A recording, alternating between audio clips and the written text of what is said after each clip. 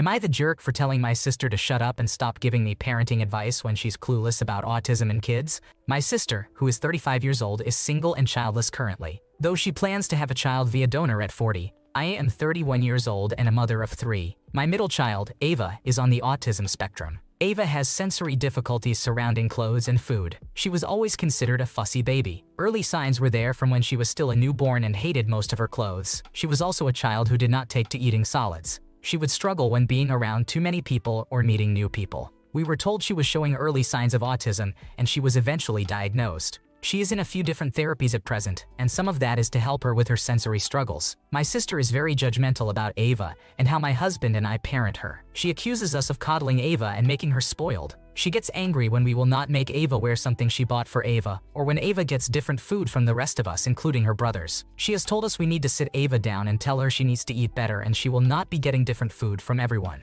I told her that would be cruel. She said Ava would learn to eat that way. I reminded her of the times Ava has been on many supplements and needed medical attention because of how little she eats, and that I refused to make her go backward. I also told her she knows what fabrics and types of clothes Ava cannot handle wearing. I mostly avoid my sister, but sometimes it is unavoidable. At my niece's birthday party on Saturday, my sister was telling my husband that we should not let Ava eat anything at the party because it was all junk, and she eats trash already. She told him we should bring her vegetables to snack on and make her eat those instead.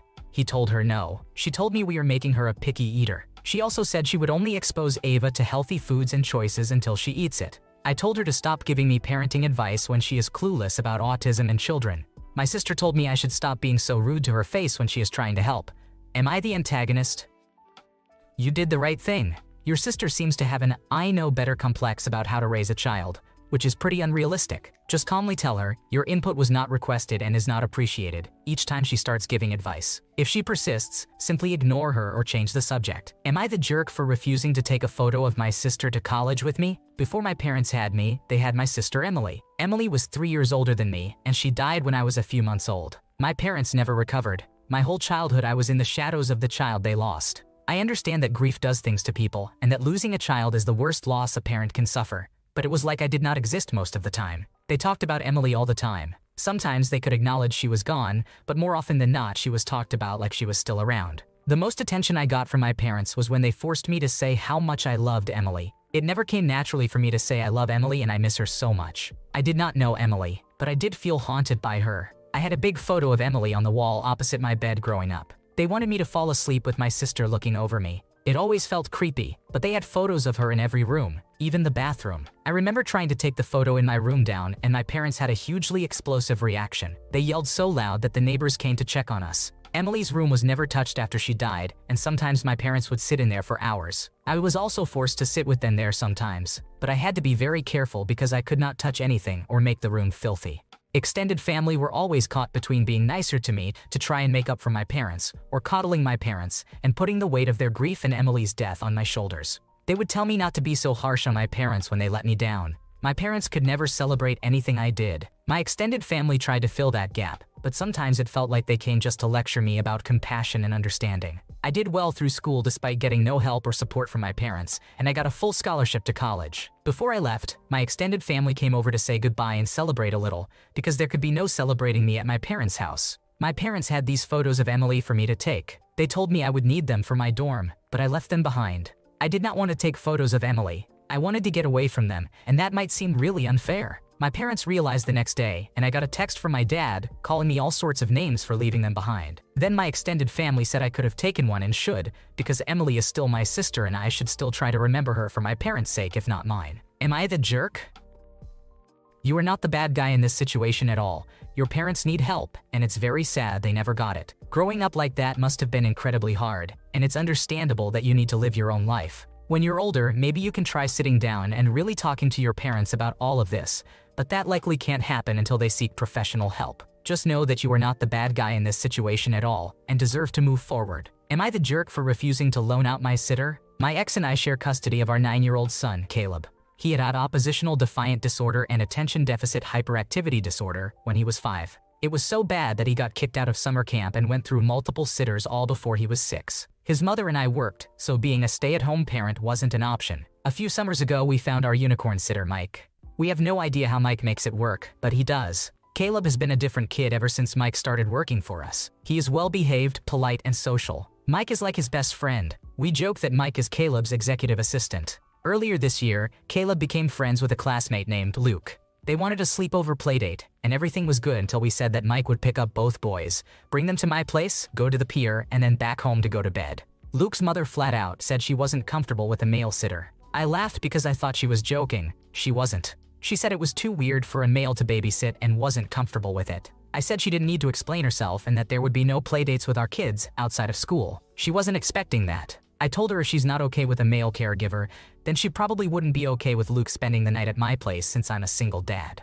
I pointed out that she was the first parent to have a problem with this, and Mike occasionally works for other families at the school. She was offended that I was offended. I ran into Luke's mother, who said she needed a sitter for a couple of weeks as her old sitter quit, and the new sitter wasn't free until mid-September. She then asked if Mike would be free. She even said she would need an overnight. I said, "You can't be serious. You said you didn't trust Mike, and now you want him to watch your son so you can have a social life?" I admit that it took guts to ask. I told her no, we will not share our nanny. You said that it was suspicious when a guy has a childcare job. She said she was joking and that Mike is a nice guy. I said I know he is, but you can't use him. For the record, the days and times that she needed him are days when he is working for us. She would have paid him on top of what we pay, but Mike would be at Luke's house or his place. My ex and I don't mind Mike double-dipping on sitter fees by watching more than one kid, because he can make a lot of money and Caleb gets a playdate. This was an exception where I did her a problem.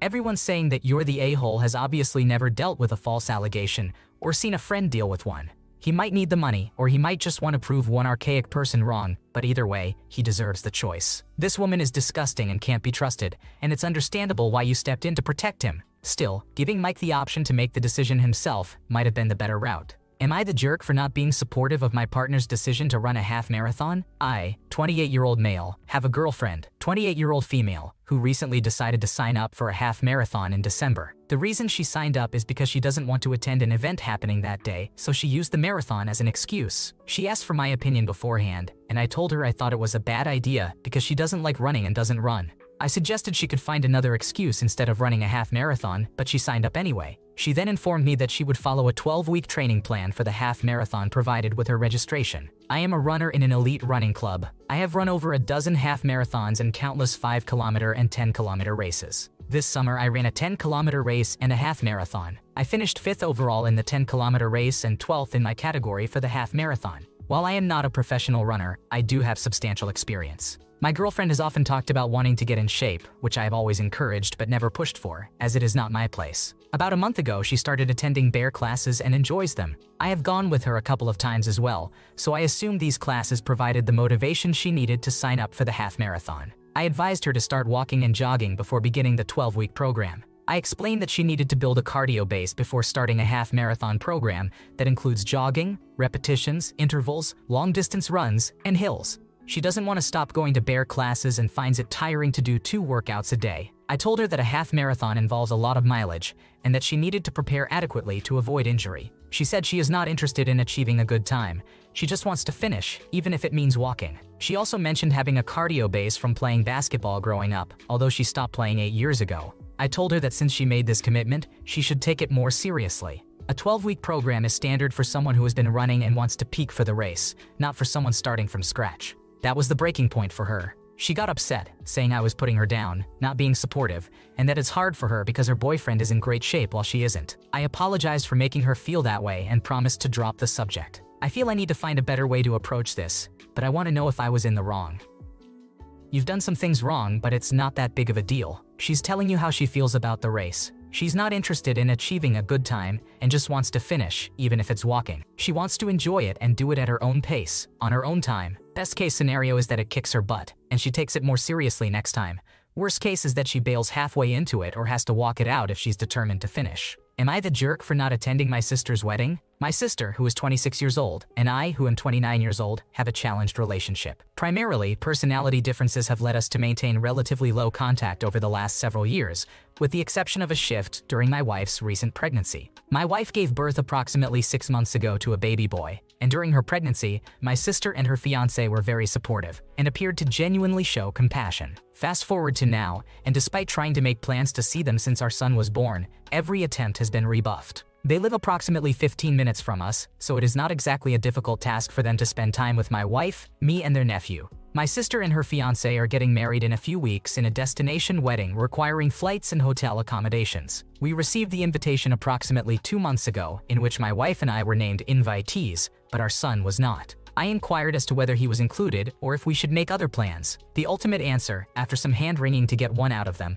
was that they decided on a child-free wedding, with the exception of one of my sister's fiancé's nephews, who was to be the ring bearer. We took slight issue with that, but ultimately we understand that it is someone's personal choice. It just involves a little more coordination for my wife and me to be able to attend. Using that discussion as a catalyst, I proceeded to ask them if there was any particular reason they have spent zero time with the three of us since our son was born.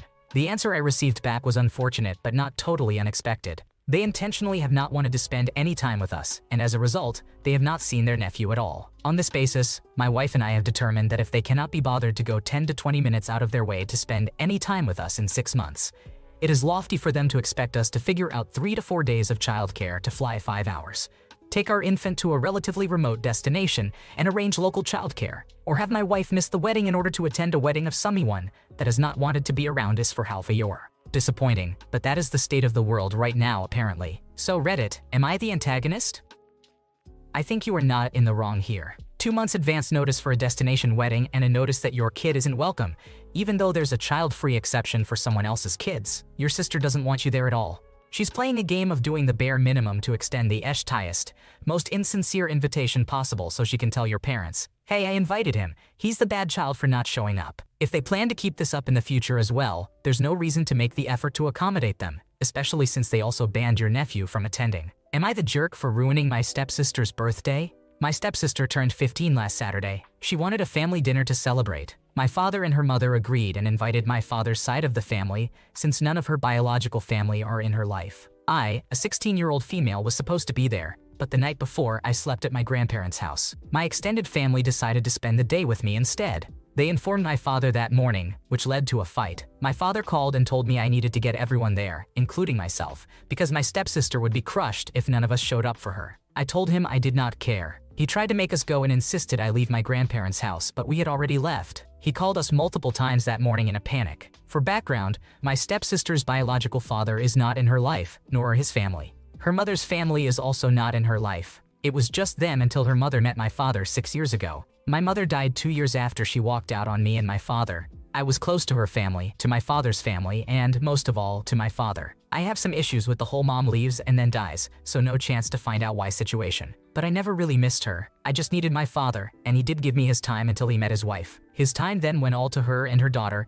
and when we all moved in together, it went to her daughter. Sometimes I was included, but it was mostly one-on-one time with them. When I asked my father for time, he would tell me he needed to make up for her not having a father and suggested his wife could be a mother to me. I told him I needed him. I did not need the woman who abandoned me, or the woman he was now dating. I needed him. He told me not to be so greedy with him and reminded me that I had him alone for years. I told him it did not mean I stopped needing him, and he said I had to grow up. I asked for years but always got brushed off. My father's family would step in, but my father would say, you need to treat both girls the same, and he told them they could not be family for me and not for her. He would get mad if they got me more, but always got his stepdaughter more. One Christmas, she received a Switch, 10 games, and a TV for her room. I got 2 games I did not like, even though I was told to make a list and clothes. For my 16th birthday, my father refused to join me and his family to celebrate at their house. He said my stepsister had a play she was in. Because I chose my birthday over her play, he did not get me a gift either. My grandparents found this out Friday night when I was at their house.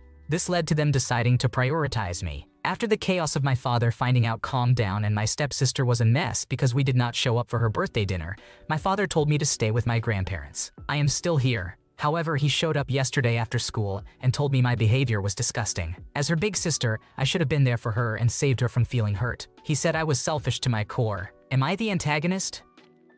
You are not the one to blame. Your dad needs to learn how to parent and prioritize his biological daughter. It's clear he is shirking his responsibilities to cater to his stepdaughter, likely to stay in good graces with his new wife. You deserve to feel loved and special, and it's understandable that you're hurt by his actions. Seeking counseling could really help you work through these feelings and navigate this difficult situation. Thanks for watching. When you subscribe, make sure to hit the bell to turn on notifications so you never miss a video. To finish listening to all the stories, check out the playlist in the description.